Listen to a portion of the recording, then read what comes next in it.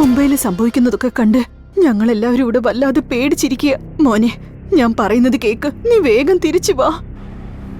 ഇത് തുടങ്ങി വെച്ചവരെ അവസാനിപ്പിക്കാതെ ഞാൻ തിരിച്ചു വരില്ല. എടാ, അവര് ചെയ്യുന്നത് കാണുമ്പോ മുംബൈ സിറ്റി മുഴുവൻ നശിപ്പിക്കുന്നാ തോന്നുന്നേ. പിന്നെ നീ പോയത് SIT ജോലിക്കല്ലേ? അതാണെങ്കി ഇപ്പൊ ഇല്ലതാനും. ഞാൻ പറയുന്ന കേക്ക്. ഇങ്ങോട്ട് പോരു മോനെ.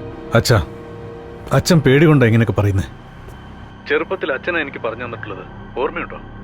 ജീവിതം വെറുതെ ജീവിച്ചു തീർക്കാനുള്ളതല്ല. പ്രാണികളും പക്ഷികളും പുഴുക്കളും ഒക്കെ ജീവിക്കുന്നുണ്ട്. എന്നാൽ ന്യായത്തിന് വേണ്ടി ഭയപ്പെടാതെ ജീവിക്കുന്നതാണ് ജീവിതം എന്ന് അച്ഛൻ പറഞ്ഞു തന്നിട്ടുണ്ട്. പക്ഷെ ഇപ്പൊ അച്ഛൻ എന്നെ ഒരു ഭീരുവാക്കാൻ നോക്കുകയാണ്. ഞാൻ നന്മയ്ക്കായി, സത്യത്തിന് വേണ്ടി, ഞാൻ വിശ്വസിക്കുന്ന ന്യായത്തിന് വേണ്ടിയാ ഇവിടെ നിൽക്കുന്നത്. പ്ലീസ് എന്നെ തടയരുത്.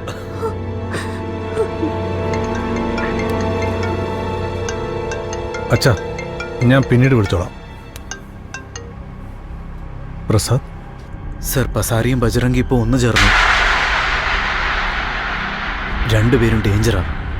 നമ്മൾ ബജറംഗിക്ക് വേണ്ടിയിട്ട സെക്യൂരിറ്റി അവർ രണ്ടാളും മീറ്റ് ചെയ്യുന്നത് കണ്ടു.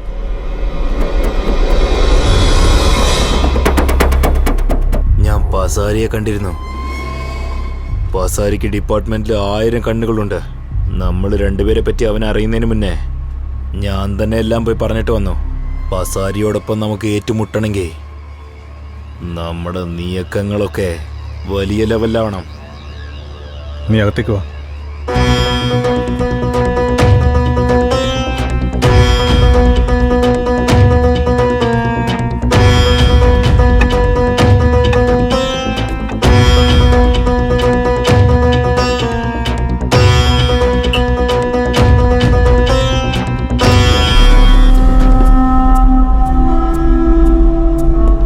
अरे वो पसारी,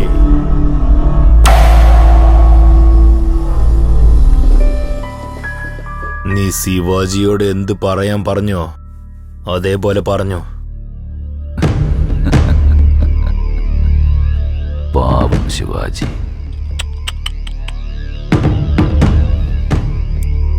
അല്ല, അവനൊരു മകളുണ്ടെന്ന് കേട്ടല്ലോ.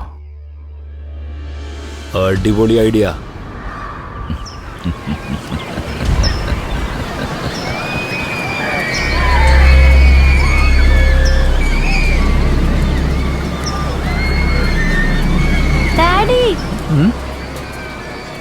എന്തിനാ ഡാഡിയെ പെട്ടെന്ന് SL വേൾഡിലേക്ക് കൊണ്ടുവന്നെന്ന് അറിയോ? ഇന്ന് ഡാഡിയുടെ ബർത്ത്ഡേയാ. ഡാഡി സീരിയസ് ആയ എനിക്ക് ഹാപ്പി ആവാൻ പറ്റില്ല. ചിരിക്ക് ഡാഡി പ്ലീസ്.